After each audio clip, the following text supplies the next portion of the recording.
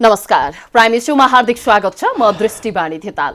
Prime इस्युमा आज हामी कुराकानी गर्नेछौँ नेपाल लागु औषधदेखि सुन कारोबारीसम्मको केन्द्र किन बनिरहेको छ।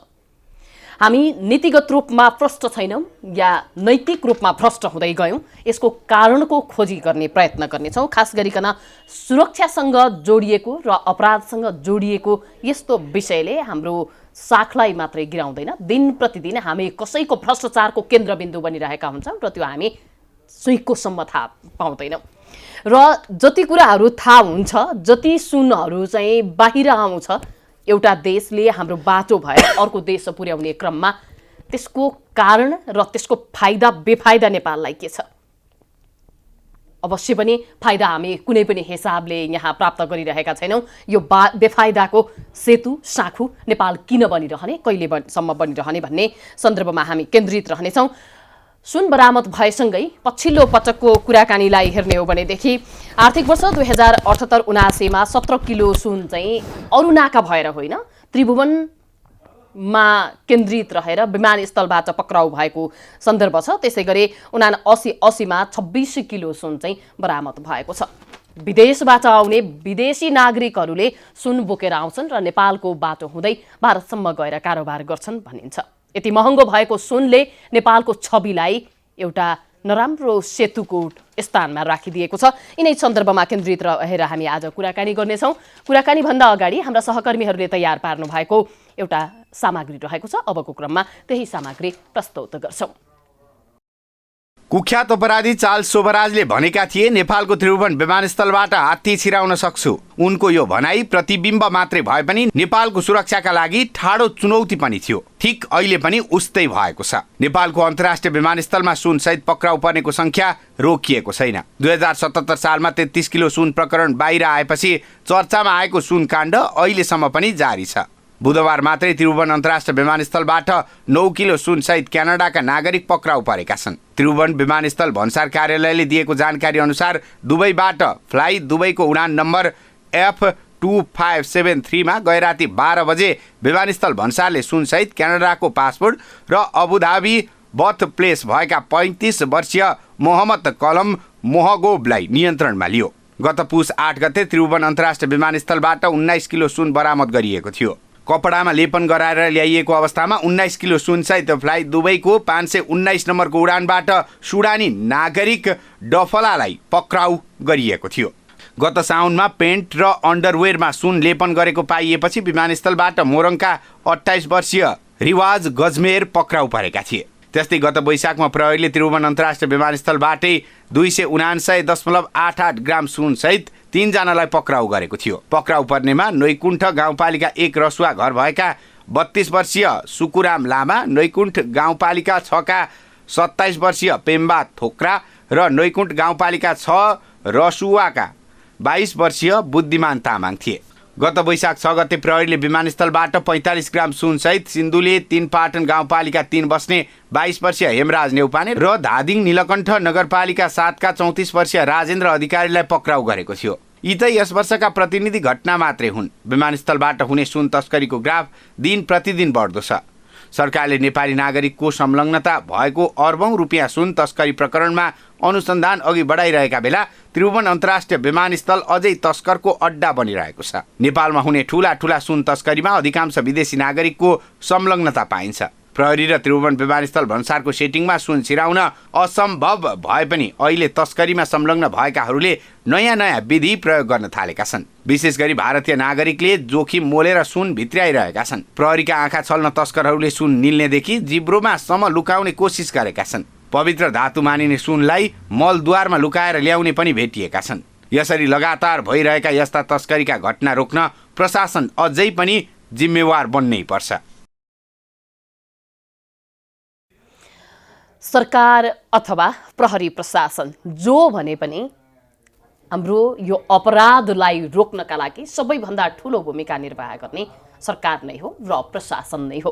यदि प्रशासन कमजोर भयो भने प्रशासनका अन्य तह तब्कामा रहेर कार्य गर्नेहरूले सही ढङ्गबाट काम गर्दैनन् र यस्तो किसिमको अपराधको श्रृङ्खला नेपालमा निरन्तर बढिरहन्छ भन्ने यो पछिल्ला घटनाक्रमहरूले देखाउँछ र निरन्तर रूपमा लागु औषधदेखि सुनसम्मको कारोबार नेपाल भएर हुँदै गर्दाखेरि यो चुनौतीपूर्ण पनि छ। यसले विदेशमा समेत नेपालको साखलाई धुमेल बनाइरहेको छ। यिनै सन्दर्भमा केन्द्रित रहेर आज हामी कुराकानी गर्नेछौँ नेपाल प्रहरीका पूर्व डिआइजी केशव अधिकारीसँग। प्राइम इस्युमा उहाँलाई स्वागत गर्छु। स्वागत छ। धन्यवाद। अब नेपाल चाहिँ खास गरिकन तस्करी गर्ने एउटा सेतुको रूपमा चाहिँ देख्न सकियो। पछिल्लो केही वर्षलाई हेर्ने हो भने त कहिले लागु औषधको, कहिले सुनको, कहिले चाइनाबाट नेपाल हुँदै भारत जाने क्रम, कहिले विदेशबाट नेपाल हुँदै भारत जाने क्रम होइन। यो प्रक्रियामा हामी के कुरामा चुक्यौँ र यसरी चाहिँ दिन प्रतिदिन यो नराम्रो कुराहरूको तस्करको सेतुको रूपमा चाहिँ नेपाल चित्रित भइरहेको स्थिति हो। अहिले भर्खरको इस्यु जुन सुन समातेको छ त्यही कुराबाट म मेरो कुरा राख्ने सुरु गर्छु। तपाईको नेपालमा बैंकिङ प्रणालीबाट नेपालको बजारमा आउने सुन आवश्यकताभन्दा कमै आउँछ हैन। कुनै बेला बिग्छ पनि, कुनै बेला बिग्दैन। तर अत्यधिक माग चाहिँ नि नेपाली समाजमा छ सुनको हैन। बैंकिङ प्रणालीबाट सुन चाहिँ नि कम आउँछ, तर नेपालको मार्केट सधैँ हराभरा छ। किन? बैंकिङ प्रणाली भित्रका व्यक्तिलाई नेपालको अर्थ मन्त्रालय सञ्चालन गर्ने पदाधिकारी जीवहरूलाई यो कुरा थाहा छैन। यो विषय उहाँहरूबाट नजरभित्र नपरेको होला। आउने सुन चाहिँ नि बिक्या छैन, प्रणालीबाट आउने सुन, तर नेपालको बजार चाहिँ नि गुल्जार छ, कमी छैन सुनको। भनेपछि यसरी आएको सुन बाहिर भन्दा पनि नेपालमै छ। हो, म एउटा सानो अझै जोड्छु। नेपालमा अस्तिसम्म कोभिडको बेलासम्म 35 किलो माग चाहिँ नि नेपाल सरकारले चाहिँ नि आपूर्ति गर्थ्यो। अहिले चाहिँ नि तपाईको यो विदेशी मुद्राको सञ्चितमा कमी देखिएपछि 10 किलोसम्म अस्तिसम्म, यो आजको यो अपडेट मलाई थाहा भएन, अस्तिसम्म चाहिँ नि 10 किलो मात्रै आपूर्ति गरिरहेछ। तर पनि नेपालको मार्केट गुल्जार छ। यसको अर्थ के भन्दाखेरि तीनटा नाका, केरुङबाट आउने भन्दा चीनको बोर्डर हुँदै आउने नाकाबाट, थाइल्यान्ड र बर्माबाट आउने नाका र नेपालको मेन भन्सा टिआईबाट आउने नाकाबाट चाहिँ नि सुन आउने क्रम आजका दिनसम्म पनि रोकिया छैन। त्यसैको कारणले गर्दा यो चाहिँ नि पक्राउ गर्ने क्रम चाहिँ नि बढिरहेछ। अर्को कुरो म तपाईलाई एउटा जोड्छु। अस्तिसम्म अहिले अलिकति सेलाएको छ, तपाईले कुरा निकालिहाल्नु भयो, मैले जोड्न खोजेँ। 33 किलो सुन हैन, 33 किलो सुनको प्रकरण अहिले पनि नेपाल प्रहरी मात्र होइन कि नेपाल सरकारको लागि सिरदर्द भएको जस्तो भान हुन्छ, तर रियलमा त्यो भान चाहिँ होइन।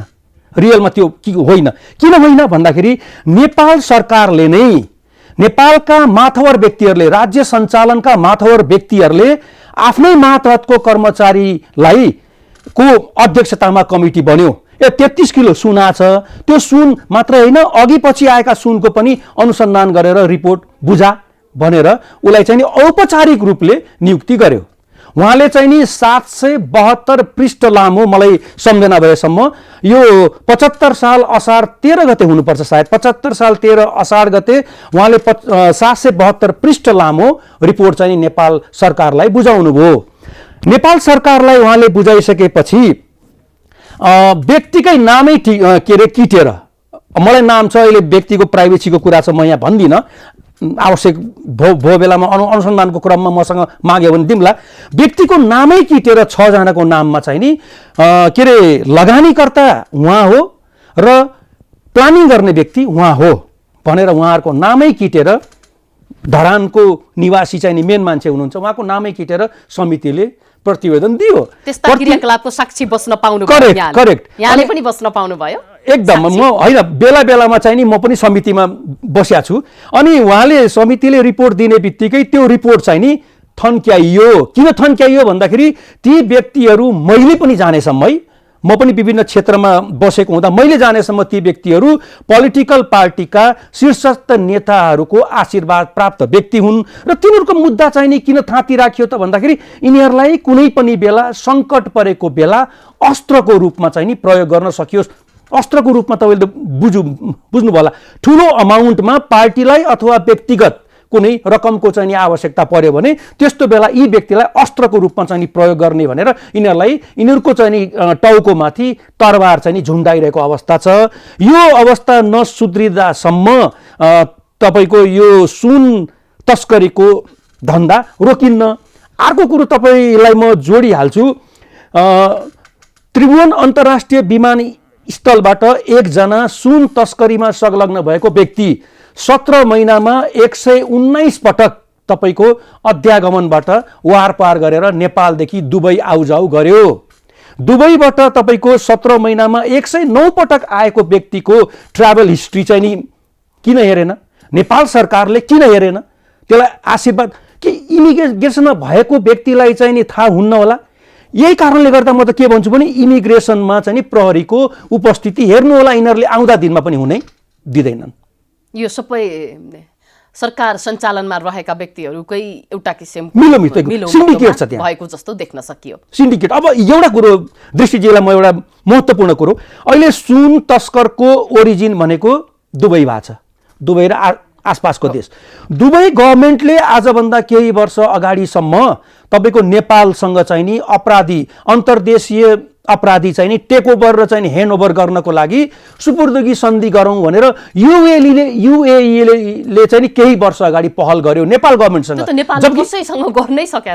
करेक्ट। जबकि यो कुरा नि भन्नुहोस् न, सुन तस्करी गोरेकै नाम लिनुहोस्, गोरे लगायतका व्यक्तिहरू लुकेको त त्यो हो नि। अहिले पनि जुन डनहरू छन् नि, जुन चाहिँ योजनाकार र तपाईँको लगानी गर्ने व्यक्ति अझ पनि त्यही देशमा छन् नि, त्यही देशले नै ऊ आफैले पहल चाहिँ नि गरिरहेछ। नेपाल सरकारले पनि होइन, आफैले पहल गरिरहेछ अन्तर्देशीय अपराध रोकथाम गर्नको लागि तपाईसँग हामी चाहिँ नि सुपुर्दगी सन्धि गर्न इच्छुक छौँ भनेर। त्यो परराष्ट्र मन्त्रालय थ्रु आएको त्यो अनुरोध चाहिँ अहिले गृहमा विचाराधीन छ। यो कहिलेसम्म हुने विचाराधीन? 3 वर्ष 4 वर्ष हुने रहेछ। यही यसरी मिलेमतमा आएको सुनलाई लुकाउन नपाउने आगोमा हात राख्न दृष्टिले यो ओपन सेक्रेट छ। नाम किटानी भएको व्यक्तिलाई पनि पक्राउ गर भनेर सिग्नल किन दिन्न? नेपाल प्रहरीको पनि त बाध्यता छ नि कि नेपाल प्रहरीलाई थाहा छैन होला यी दृश्यहरूको चाहिँ नि टुलु चाहिँ नि साक्षी बनेर बस्नु परेको चाहिँ नि पीडा नेपाल प्रहरीले पनि त भोगिरहेछ नि, थाहा छैन र उसले सम्बन्धित चाहिँ नि शक्ति केन्द्रकाले ग्रिन सिग्नल दियोस् त मलाई लाग्छ 7 दिनको भित्र यो सम्पूर्ण चाहिँ नि सुनमा संलग्न भएका अहिले त तपाईँको भरिया बिचारा बजार व्यवस्थापकलाई भरियालाई मात्र चाहिँ नि समाइए छ। हेर्नुहोस् त 30,000 40,000मा चाहिँ नि ज्यालादारी मजदुरी गर्ने व्यक्ति मात्रै समात्या छ। त्योभन्दा लगानीकर्ता र तपाईँको योजनाकारलाई जबसम्म नेपाल गभर्मेन्टले समाउँदैन तबसम्म यो नौ होइन।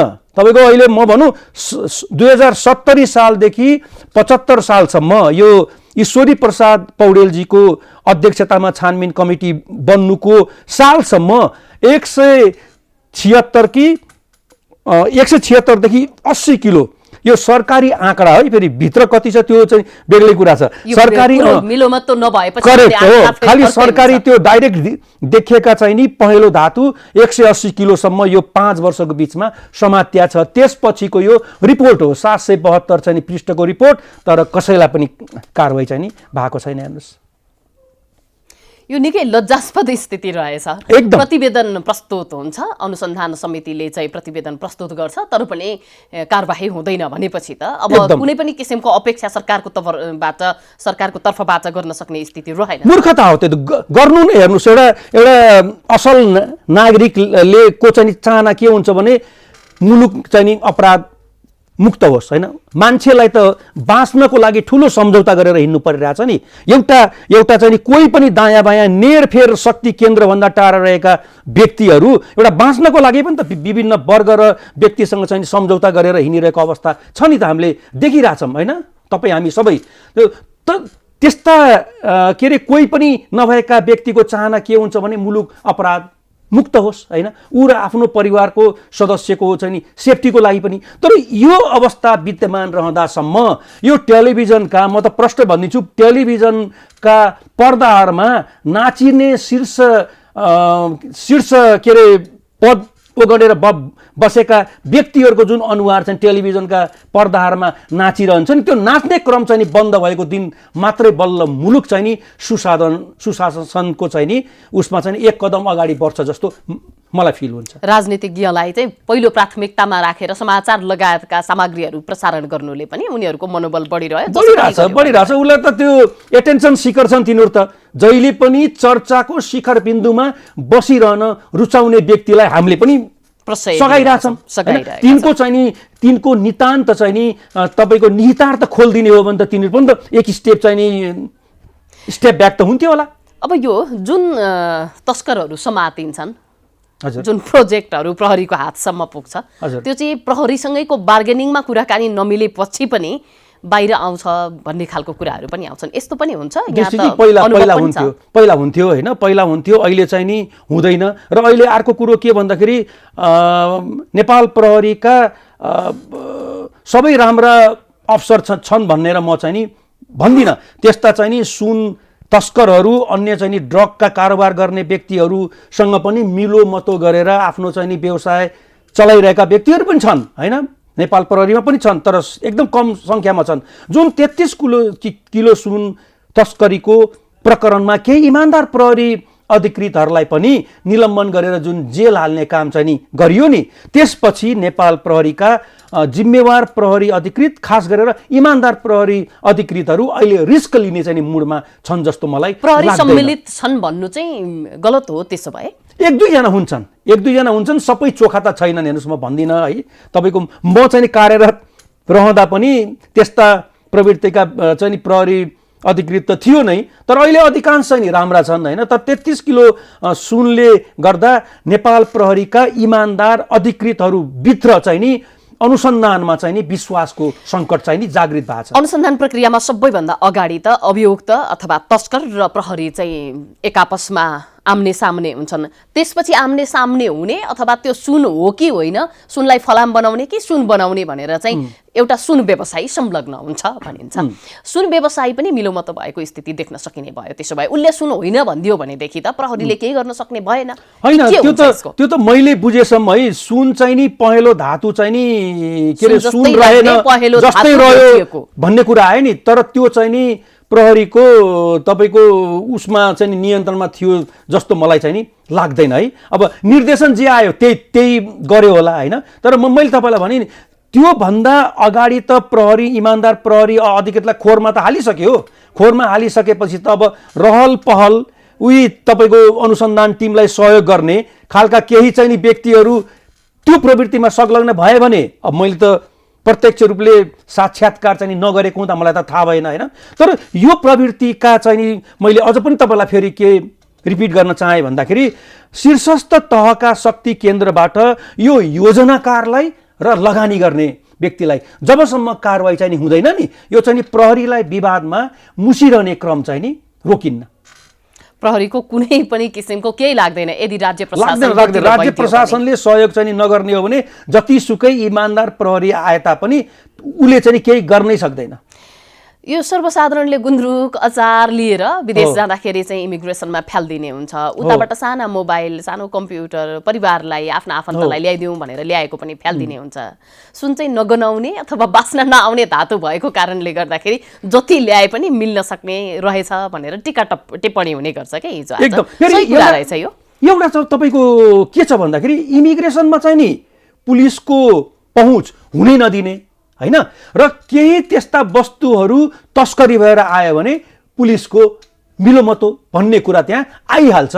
तपाईँलाई थाहा छ कि छैन दृष्टिजी, अहिले पनि अस्तिसम्म त एयरपोर्टमा अन्तर्राष्ट्रिय विमानस्थलमा त्रिभुवन अन्तर्राष्ट्रिय विमानस्थलमा मैले जानेसम्म 150वटा भन्दा बढी सङ्घ संस्थाहरू कार्यरत छन्। भन्सार, इमिग्रेसन, प्रहरी, एयरलाइन्स लगायत 150 भन्दा बढी सङ्घ संस्थाहरू चाहिँ नि कार्यरत छन्। तपाईँ हामीले त सुनेकै हो नि, के अरे एयरलाइन्सकै स्टाफले पनि सुन चाहिँ नि पास गरिरहेको बेलामा गेटमा चाहिँ समातेको होइन।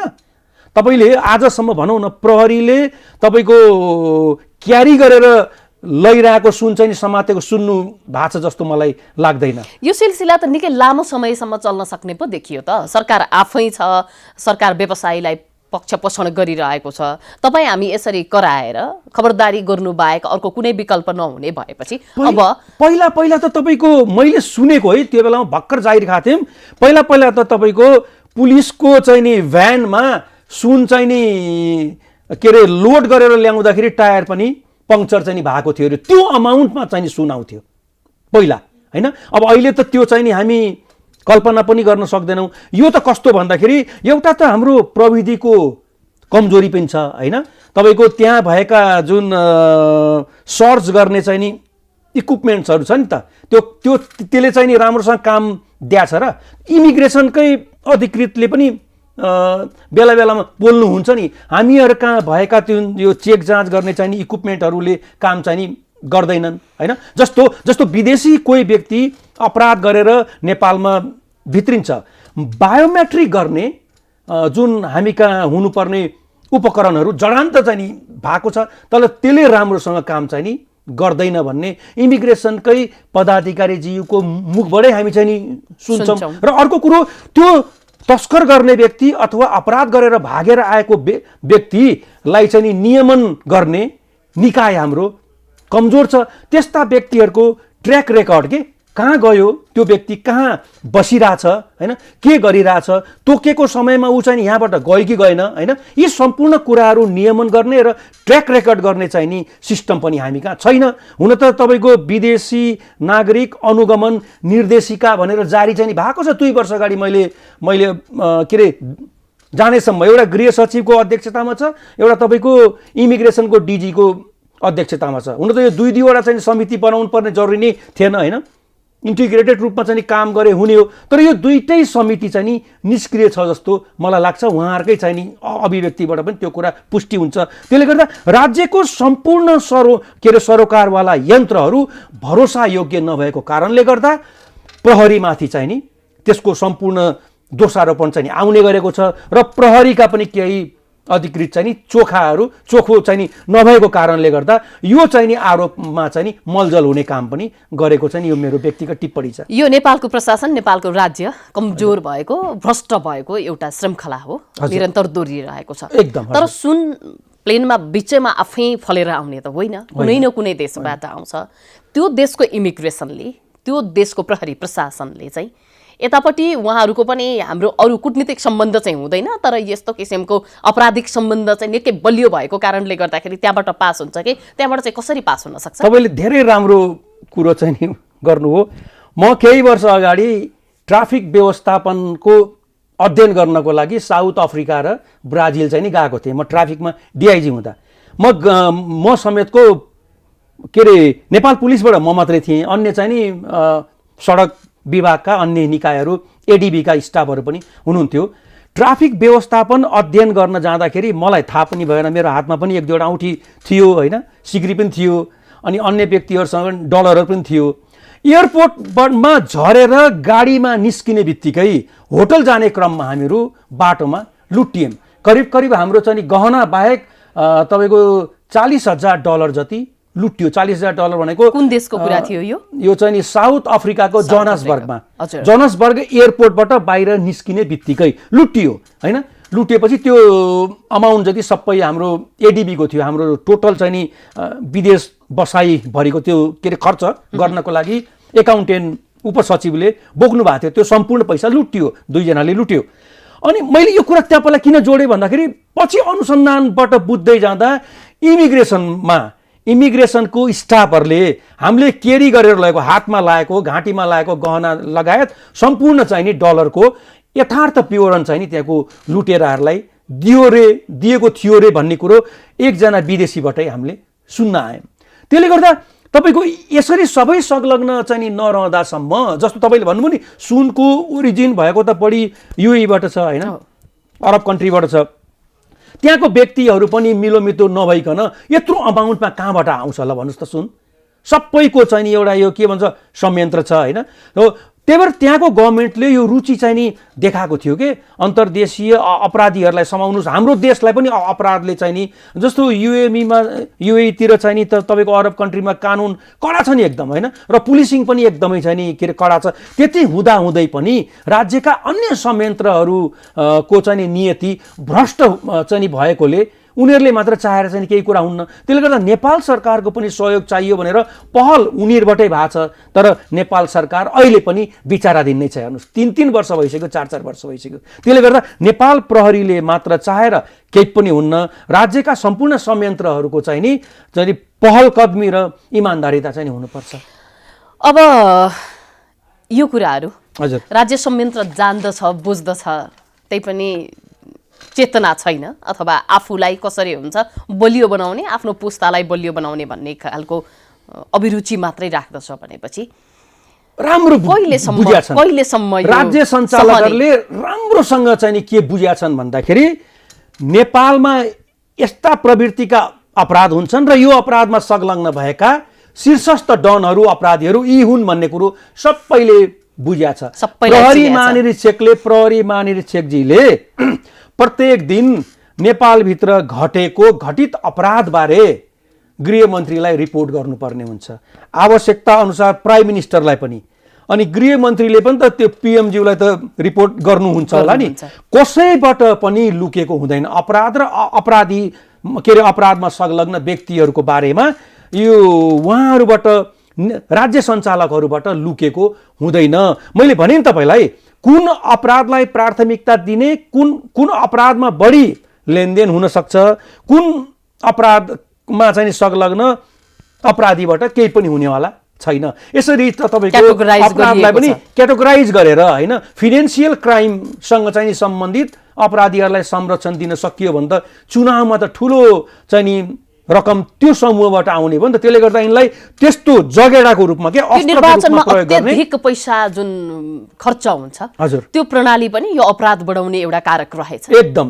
म तपाईँलाई दृष्टिजीलाई भन्छु नि, भारतमा चाहिँ नि मैले अध्ययन गरेको थिएँ 2009 को चुनाव, 2014 को चुनाव र अस्तिको 2019 को चुनावमा प्रत्येक वर्ष हेर्नुहोस् तपाईँको 9मा 30%, 14मा 33% र 19 को चुनावमा 43% सांसदहरू, लोकसभाको 500 कति 30 हो कि 500 कति 30 हो क्यारे सांसदहरू जुन निर्वाचित हुन्छन्, 30 सांसदहरूमा 30%, 33% र 43% अपराधी पृष्ठभूमिका सांसदहरू छन् अहिले पनि सिटिङ चाहिँ नि पार्लियामेन्टमा। भनेपछि सबै राजनीतिक दललाई चाहिँ नि यस्ता सुण्ड मुण्ड चाहिँ नि अपराधीहरू चाहिँदो रहेछ। चाहिएको भएर नै अहिले त भनौँ न भाजपाको गभर्मेन्ट त अहिले तपाईँको इमान्दारीका लागि, भ्रष्टाचार नियन्त्रणको लागि, अब भित्री त के छ अब हामीलाई थाहा छैन, तर न्युजमा हेर्दाखेरि राम्रो छ भन्ने चाहिँ नि के अरे एउटा मेसेज छ नि। तर त्यो गभर्मेन्टभित्र पनि अहिले पावरमा भएका व्यक्ति पनि त्यो ब्याकग्राउन्डबाट आएका पनि छन् के। त्यसले गर्दा सबैलाई चाहिँदो रहेछ। नेपालमा पनि त तपाईँको अस्तिसम्म चाहिँ नि अपराधीहरू, डनहरूलाई के अरे संरक्षण दिएर राख्नको लागि पोलिटिकल पार्टीहरूले होस्टल खोल्या होइन, हामीले नदेखिया हो र। एउटा चाहिँ डिप्युटी प्राइम मिनिस्टरको लेभलको व्यक्ति कुनै मञ्चमा जाँदा अपराधमा संलग्न भएको व्यक्ति त्यही मञ्चमा चाहिँ नि खुट्टा चाहिँ नि हल्लाएर बसिरहेको हुन्छ र त्यसलाई कारवाही गरेको चाहिँ नि प्रहरी अधिकृत त्यहाँ उता तल ड्यासको तलपट्टि सतर्कमा उभिरहेको हुन्छ। मनोबल के हुन्छ सोच्नु पर्दैन उहाँहरूले। अनि तपाईँ भन्छ नि सबै सुशासन र समृद्धि, सुशासन समृद्धि, शान्ति सुरक्षा भयो भने कहाँबाट आउँछ? यो त साझा मुद्दा हो नि। साझा मुद्दा चाहिँ नि प्रभावित भयो भने सोचे अनुसारको त तपाईँको डेलिभरी त प्रहरीले दिन सक्दैन हो। यो कुरामा हामी सबै चाहिँ संवेदनशील हुन जरुरी छ। अब जहिले पनि अपराधका कुराहरू हुने बित्तिकै राज्यलाई दोष लगाइँदैन, पहिला दोष प्रहरीलाई लगाइन्छ। प्रहरी त्यहाँ के हेरेर बसेको थियो? फ्रन्ट लाइनमा छ। यो अब्जस अनि सरकारको अंकुश, यो दुईटा कुरालाई मेन्टेन गर्दै राज्यमा प्रहरी प्रशासनले आफ्नो जागिर जोगाइरहने क्रममा यहाँले पनि जोगाउनु भयो होला कतिपय पटक। त्यस्तो केही अवस्थाहरू सृजना भए आफ्नो कार्यकालमा? राज्यको अंकुश सहनुपर्ने अनि जनताबाट त्यहाँ के हेरेर बसिरहेको छ केशव अधिकारी भन्ने खालको प्रश्नको सामना गर्नु पर्यो कि होइन? धेरै चाहिँ नि आलोचनासँग त फेस गर्नुपर्ने अवस्था रह्यो होइन। त्यो बेला म तपाईँलाई क्लियरली भनिदिउँ, त्यो बेला चाहिँ नि कुनै अपराधीलाई संरक्षण दिन अथवा प्रहरी कारवाहीबाट त्यसलाई उन्मुक्ति दिनको लागि एकदम आदेश आउँथ्यो। पहिला एकदमै धम्की आउँथ्यो।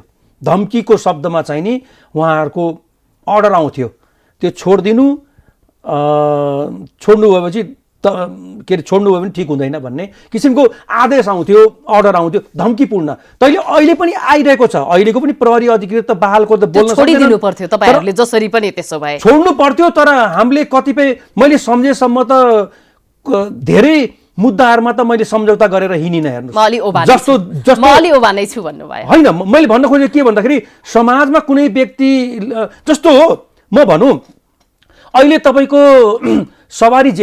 सवारी ज्यानमा तपाईको 165 दफा लाग्छ हैन 165 दफा लाग्छ उले चाहिँ नि जानी मारेको उलाई चाहिँ सजायको माग गरेर हामीले दफा लाउँछौं भोलि मुद्दा फैसला हुँदाखेरि उ चाहिँ नि के रे लापरवाही नगरेको सम्भवतः 163 हो क्यारे हैन दफा त्योबाट चाहिँ नि उले उन्मुक्ति पाउँछ हैन दफा एउटा लगाइन्छ हैन उन्मुक्ति कहाँ पाउँछ त गएर मिलापत्रमा गएर अनि न्याय दिने चाहिँ नि निकाय पनि बाध्य हुन्छ किनभने डकुमेन्टमा जे छ त्यही अनुसार नै उहाँले न्याय दिनुहुन्छ त्यस्तै हाम्रो कार्यकालमा पनि तपाईको समाजलाई र पीडित व्यक्तिलाई अप्ठ्यारो नपर्दासम्म पीडितले चाहिँ नि सुध्रिने मौका चाहिँ नि सुध्रिन खोजिरहेछ भने मौका चाहिँ नि किन्न दिने त्यो शर्तमा चाहिँ नि हामीले छोड्यौं हैन केही व्यक्तिहरु चाहिँ छोड्ने मैले मात्र हैन त्यो सबैले चाहिँ गरेको त्यो अभ्यासै थियो हैन तर हिनियस क्राइममा संलग्न भएको व्यक्तिलाई चाहिँ ले चाहिँ नि उन्मुक्ति पाएको जस्तो मलाई लाग्दैन हेर्नुस्